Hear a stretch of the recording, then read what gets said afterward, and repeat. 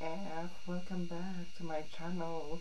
And today, this is my second day of vlog of transforming a person into a human being. Charot. Just kidding. So today, this is my boyfriend again. Gito pa siya ga. Gito pa siya mga ka-FK. Actually, this is my idea. It's not his idea. It's my idea. So, I was telling him please because, you know. Anyway, so today it's gonna be, this is second vlog 1.2 vlog for this year, and it's another challenging vlog because ukat kikog mo mga ka. And then it's a challenging vlog because we will be transforming him into a Barbie girl. So actually I made it ready. This is his hair. This is so straight, so shine. So we will be doing that later on. So I might be putting makeup like it must be suitable to his, you know, skin and everything. But probably I might think this look or probably this look. So there are two looks that I will be showing, one or look number two, but later on you will decide which of the look that which would be suit for him. So let's try to go ahead and make the transformation right away. See ya. So again, we need to use the primer. This is a pre and after spray. For those who ask me what brand, actually can use MAC, you can also use Kiko, but in my case I'm using Kiko because at that time I was really in a rush. So for Lupe from Germany, gang, ito na yung spray na tinatanong mo. This is from Kiko, and you could also tell me what the MAC spray that you can use. Actually, you can also use MAC spray, and you will spray this. And this is the cream that you're asking earlier. This is a MAC cream. This is basically a strobe cream to make the skin ready. So let's try to go ahead, spray.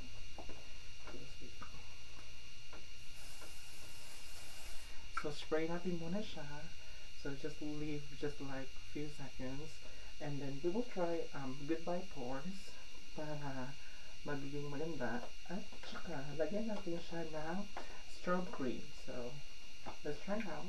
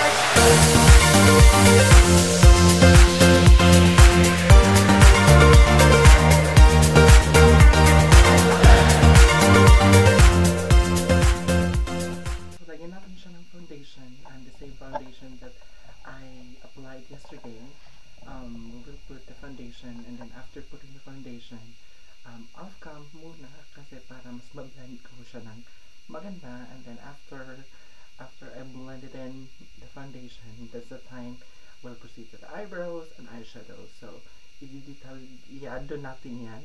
We'll do that in detail later on. So out na. Yan na mga ka-F, nilalagyan na natin siya ng concealer. So I just placed a concealer. I just applied also a light foundation here para mawawala yung what do you call this, yung redness dito kasi may redness kasi siya. Kasi alam mo naman, puti, di ba? So, ilalagay ko lang siya ng very light foundation, also concealer, at saka ibablend natin yun.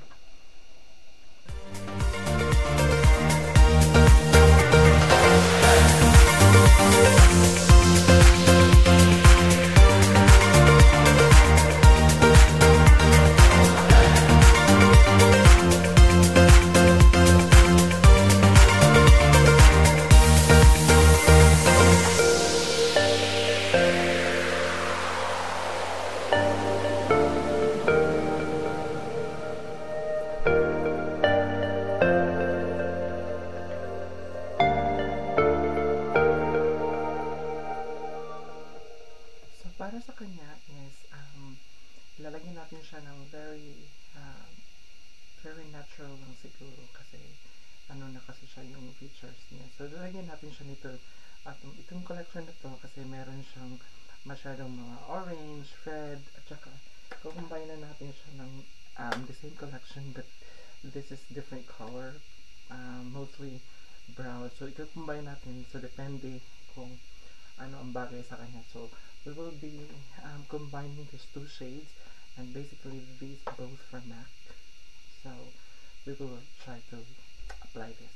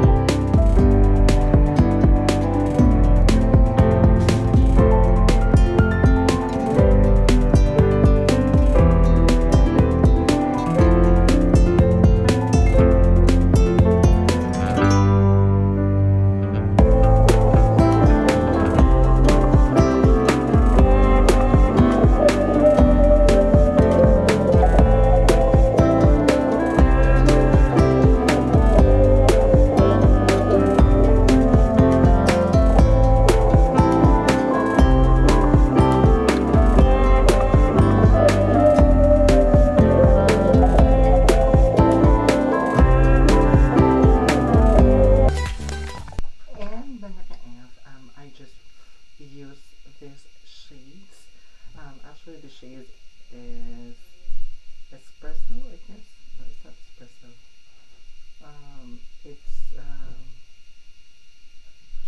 I'm not sure. But this shade is a gray. So I just put it here. Close to you guys.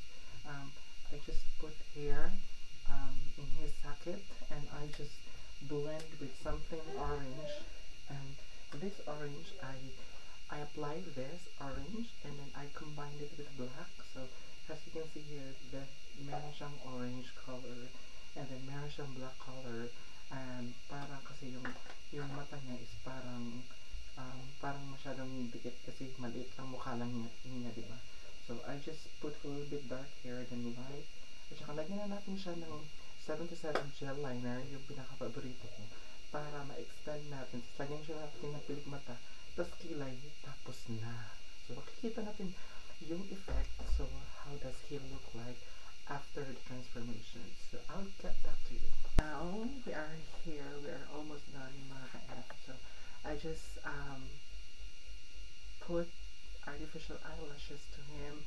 I guess I was also mentioning earlier that I was using 3 colors from that collection. So these are the colors that I was using. So I was just blending in the eyebrows. So the eyebrows is not really not finished on the other side, because I just want to show you how does it look. So this is almost like maybe quarter of the look, but later on as we go along, we will be there, and then I will decide what type of blusher, what type of lipstick that he will be using, so that later on you will see. So I'll just get back to you off cam para mas ma-blend ko ng maayos, kasi yung ilaw namin, isa na kasing ilaw namin, ito lang yung ring lights ko.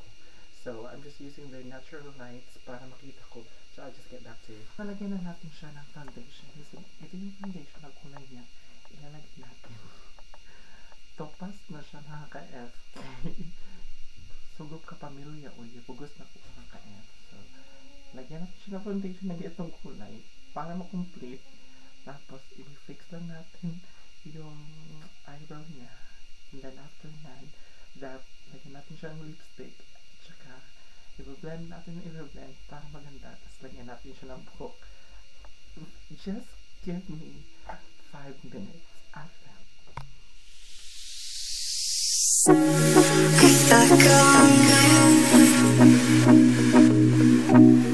Been waiting endless nights to get a call. Hung up on you. I wanna do you better. Think I'll be too. And this is the final look, mga ka-F. So this is him now. So ito yung final. So this is the look, what I want to achieve. So this is actually the first look, and maybe I might probably check to change the lip color. But this is look number 1. So if you like this vlog, if you like this episode, just do hit 2 thumbs up or thumbs up, or you can actually share. So this is the final look, and I'll be showing to you later the picture of another color of the lipstick. So hanggang dito na lamang. So what can you say about your makeup? So akong model, mga ka-F, walang usually tingog. Para siya statua, diba? So this is the look. So face it again. Okay. So ganyan. So I'm gonna show you the other pictures. So for those who are new to my channel, please don't forget to subscribe. Don't forget to click the notification bell para update kayo sa susunod. So thank you for watching, and have a happy new year. Bye bye. Bye bye. Siya mali